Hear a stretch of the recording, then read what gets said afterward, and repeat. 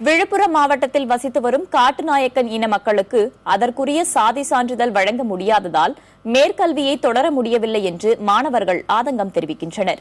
பலமுறை கோரிக்கை விடுத்தும் மாவட்ட நிர்வாகம் நடவடிக்கை எடுக்கவில்லை என அந்த மக்கள் குற்றம் சாட்டியுள்ளனர்.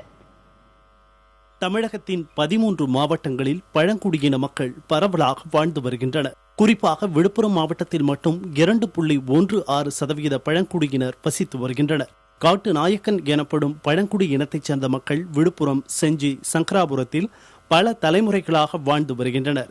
இங்குள்ள காணைக்குப்பத்தில் மட்டும் 40க்கும் அதிகமான காட்டு நாயக்கன் இன மக்கள் வசிக்கின்றனர். அவர்களுக்கான சாதி சான்றிதழ் கிடைக்காததால் மாணவர்கள் உயர்கல்வியை தொடர முடியவில்லை என்று ஆதங்கப்படுகின்றனர். 10th சர்டிஃபிகேட்லயும் காட்டுநாயகன் தான் ஜாதி இருந்துச்சு.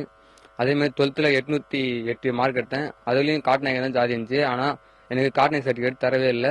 நான் 10th 420 மார்க் எடுத்திருக்கேன். எங்க பசங்கள்ல நிறைய பேர் 400க்கு மேல மார்க் எடுத்து ஹையஸ்ட் மார்க்கா எடுத்திருக்காங்க. இப்ப பழங்குடி ஜாதியில இன்னும் 4 ஜாதி சேர்த்திருக்காங்களாம். பழைய இதுக்கே இன்னும் சர்டிபிகேட் கொடுக்கல, இன்னும் புதுசா சேர்த்திருக்காங்க. முதல்ல பழைய ஜாதிக்கு முதல்ல சர்டிபிகேட் கொடுக்கணும். காட்டு நாயக்கன் என சாதி சான்றிதழ் வழங்கப்படாததால் அரசின் சலுகைகள் எதையும் பெற முடியவில்லை என கூறுகிறார்கள் இவர்கள்.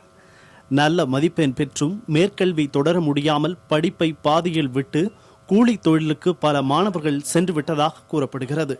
மாவட்ட ஆட்சியர், வட்டாட்சியர் என பலரிடம் பலமுறை மனு அளித்தும் எந்த நடவடிக்கையும் எடுக்காததால் போராட்டங்களில் ஈடுபட போவதாகவும் கருணைக்குப்பம் மக்கள் தெரிவிக்கின்றனர். 40 பசங்க இருக்குது காட்டு சர்டிஃபிகேட் இல்லாத.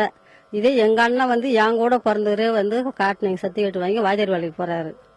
எங்களுக்கு தர மாட்டேங்க.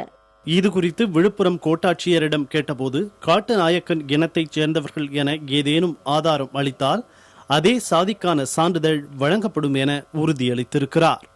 கல்வி ஆண்டு துவங்க இருக்கிற இந்த நிலையில் 10ஆம் வகுப்பு 12ஆம் வகுப்பு படித்து முடித்த அந்த மாணவர்கள் தங்களுடைய கல்வியை தொடர வேண்டும் என்று சொன்னால் அதற்கான அரசு சலுகைகளை பெறுவதற்கு, ஸ்காலர்ஷிப் பெறுவதற்காக சாதி சான்று அவசியம் என்கிறார்கள். ஆனால் மாவட்ட நிர்வாகம் அவர்களுக்கு இதுவரை சாதி சான்று வழங்காமலே காலதாமதித்து வருகிறது என்றும் கூறுகிறார்கள். இந்த ஆண்டும் தங்களுக்கு சாதி சான்று வழங்கவில்லை என்று சொன்னால் இந்த கல்வி ஆண்டு துவக்கத்தில் மிகப்பெரிய போராட்டத்தை நடத்தப் போவதாகவும் இந்த மக்கள் தெரிவித்திருக்கிறார்கள். புதிய தலைமுறைக்காக ஒளிப்பதிவாளர் குமரனுடன் ஜோதி நரசிம்மன்.